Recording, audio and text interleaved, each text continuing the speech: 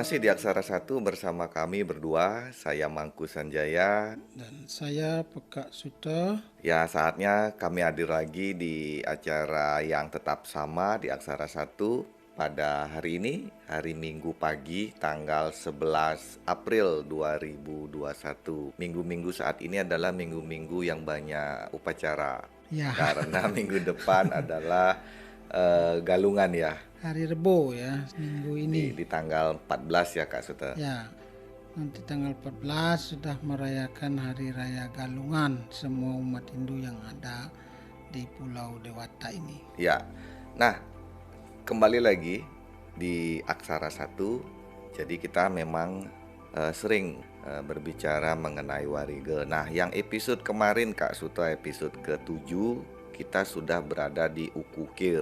Saat ini di episode ke-8 kita akan membahas Uku Kulantir. Jadi uku yang keempat ya Kak Suto. Ya, uku yang keempat dari 30 uku yang ada di dalam Paukon Bali ya. Uku Kulantir ini kan memiliki juga sifat-sifat karakter dan sebagainya. Ya. Nah, pada dasarnya Uku Kulantir yang lahir pada Uku Kulantir ini biasanya dia bertabiat kurang jujur dan mungkin agak pemarah Kak Suta. Nah, kalau seumpama Kak Suta nih dengan perhitungan Warige dan sebagainya, apa yang melandasi Uku Kulantir ini menjadi seorang yang tanda kutip tidak jujur dan pemarah? Ya, itu pengaruh daripada Paukon ya, tapi tidak berarti semua yang terlahir pada uku Kulantir ini akan bertabiat seperti itu, karena ada wewaran yang akan mempengaruhi keras dan tidaknya berpengaruh Paukon itu sendiri. Ya, Jadi dari Senin sampai dengan dari Minggu sampai dengan Sabtu ya, ya, itu akan memiliki pengaruh yang berbeda. Kalau yang secara umum, secara intinya uku Kulantir itu memang seperti apa yang Pak Mangku tadi katakan ya, dia memiliki tabiat yang memang kurang bisa berhati lurus begitu bahasanya, dan kadang-kadang temperamen artinya, dan sebagian besar mereka berjiwa agak keras, agak keras. jadi susah ditentang. Tapi tidak satu sumber yang menyebabkan mereka terpancing ya. Kadang yang memang terlahir dalam uku Kulantir ini mudah terpancing dengan situasi, kemudian dengan keadaan, kemudian dengan isu dan lain sebagainya. Ini akan menyebabkan mereka mudah terpancing. Mudah terpancing. Ya, jadi memang watak mereka seperti itu, sesuai dengan kelahiran mereka dalam uku Kulantir itu sendiri. Nah, hal ini tentunya akan berpengaruh nantinya kepada fluktuasi penghasilan mereka. Nah, pengaruhnya akan ketika usia mereka masih muda atau dalam usia yang produktif, Ya, mereka memiliki katakanlah secara rezeki ya, itu akan sedikit bermasalah terus, karena mereka tidak bisa ikut orang lah, terlalu gampang marah sehingga susah. Nah, kemudian mungkin setelah mereka menyadari dan lain sebagainya, apa yang menyebabkan dari segi penghasilan mungkin berkurang atau penghasilan tidak bagus, nanti pada umur-umur yang sudah mulai meningkat kedewasaannya, dari segi ekonomi yang lebih baik. Jadi kira-kira begitu. Karena pemarah, jadinya mengenai rezeki ataupun ekonomi banyak yang tidak suka untuk mengajak bekerja ataupun berbisnis, karena kan marah terus kan, mungkin bosnya dimarahin kali ya gitu ya Kak Suta. Nah, jadinya kira-kira untuk mengenai pengamatan ini dari prediksi ini, dengan yang saya tahu mengenai kesehatannya bermasalah di masalah sakit punggung ya. Secara umum sesuai dengan Warige, kalau yang saya bawa ini namanya Warige Catursari. Di sana diinformasikan bahwa rata-rata orang yang memiliki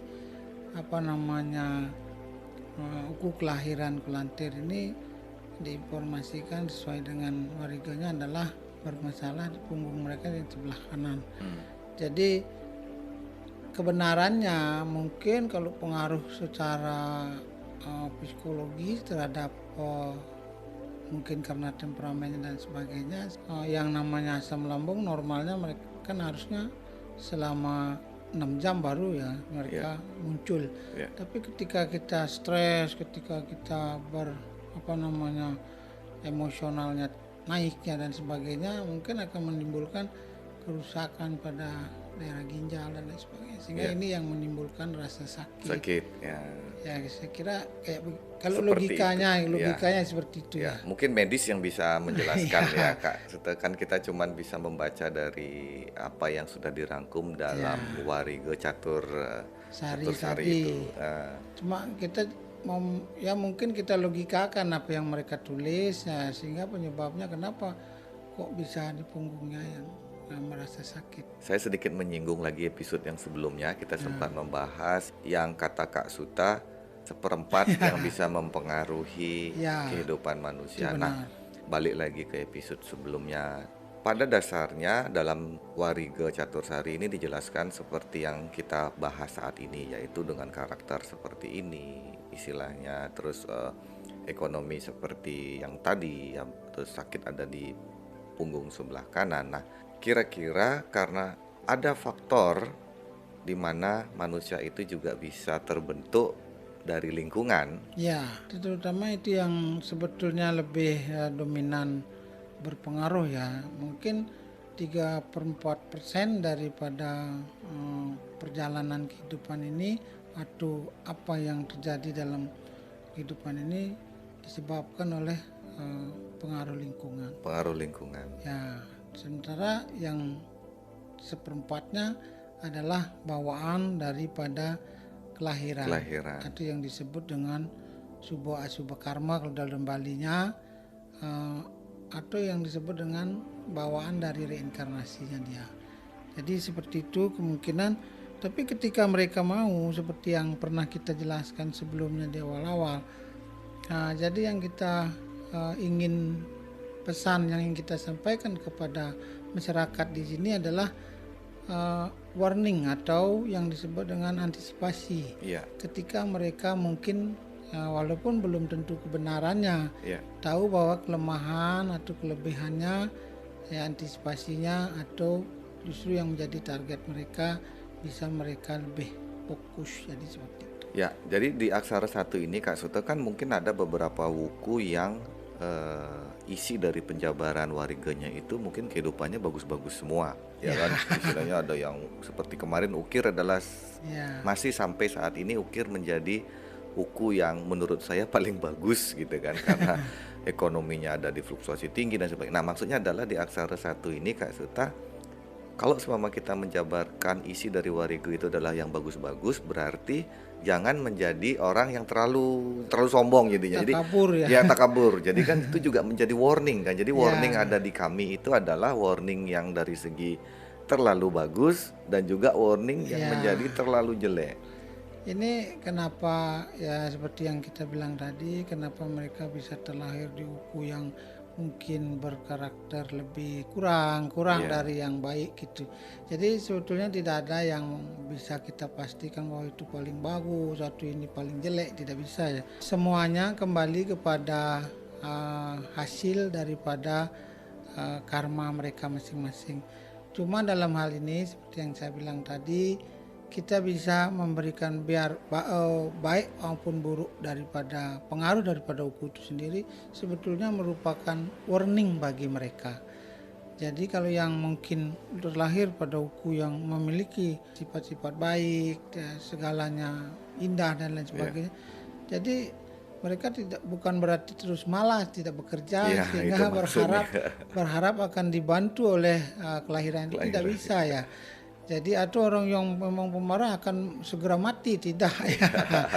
Jadi tidak begitu. Betul. Yang kita harapkan dari apa yang kita sampaikan ke masyarakat ini adalah tujuannya untuk supaya mereka bisa, di mana mereka harus hati-hati di mana mereka harus lebih memfokuskan dalam bidang pekerjaan mungkin ya, atau kalau sakit ya mereka harus hati-hati. Dan juga Kak Suta, mungkin ini adalah sebuah acara yang memang sifatnya hiburan, tapi ada informasi bukan hanya kepada si sang lahir ataupun si personnya atau si orangnya yang memiliki buku itu, tapi juga untuk sebagai acuan ke lawannya, Ya, ke orang lainnya. Dalam arti saya pernah melihat beberapa perusahaan gitu kan. Jadi untuk menerima pekerjaan itu ada apa ya? Apa ya, saya nggak ngerti. Mungkin psikologisnya, tes ininya, tes ini. Tapi pada saat kita mengetahui bukunya, nah contoh ini dari kelahiran, ada orang yang kita interview, bukunya kita tahu kulantir.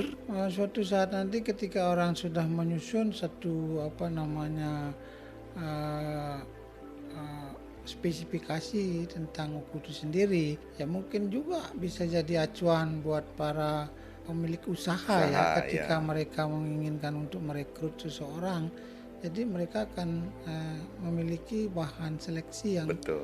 melalui ya seperti di Bali kita bilang seleksinya melalui, kalau tidak hanya secara nasional atau secara internasional, juga secara budaya Bali. Oh, ini ada ukunya. Ya, karena kalau saya pribadi nih mengetahui karakter seseorang lain, istilahnya lawan bicara saya ataupun teman saya, di saat saya mengetahui karakternya seperti apa, baik itu dari isi warga, Ya, jadinya kita memahami Kak. Jadi istilahnya orang sedikit-sedikit marah, sedikit-sedikit tak marah, jadinya itu bukan sesuatu yang kan hal yang spesial ya. ya, jadi istilahnya dia marah ya memang begitu Iya, gitu. Sebenarnya dia tidak marah gitu. Sebenarnya bukan artinya mungkin ya banyak orang yang mengatakan bahwa ketika kita memiliki sensitivitas yang tinggi, maka orang melihat seseorang yang marah ini kadang-kadang Menjengkelkan ya, Tapi betul. ketika kita menyadari bahwa itu tabiat mereka, Iya. jadi kadang-kadang marah juga ada benarnya, karena ada yang kadang mendidik orang dengan militerisasi, ada yang dengan pendekatan persuasif dan lain sebagainya. Sebetulnya semua ada manfaatnya ketika kita melihat dari sudut yang benar. Benar, gitu. ya betul. Nah, seperti halnya kalau seumpama kita tahu dia orang gila, Ya, kita kan tidak marah Kak Suta. tidak ada masalah. Tidak ada masalah orang dia Walaupun gila.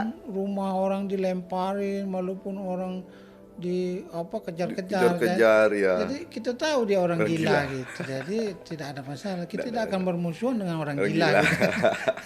Nah, itu dia, jadinya memang Aksara Satu ini masih kita mencoba untuk para pendengar memberikan sebuah informasi dari sudut pandang yang berbeda. Ya. Ya kan? Jadi untuk mengetahui dalam diri sendiri dan mungkin lawan bicara atau mungkin teman-teman. Dan yang terpenting adalah kita berharap siapapun, kapanpun mereka lahir, dan kita berharap semua orang bisa berpikir positive thinking, menyikapi ya, ketika itu baik ya itu keberuntungan. Ya. Ketika itu tidak baik, di sini kita berusaha untuk menjadi lebih baik. Lebih baik.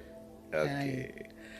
Ya Kak Suta, untuk episode yang ke-8 ini kita cukup untuk membicarakan uku kulantir, walaupun nanti uku kulantir bisa dijabarkan lagi. Tapi next episode yang berikutnya setelah uku ke-30. Nah, karena dari masing-masing uku kita bisa jabarkan lagi ya.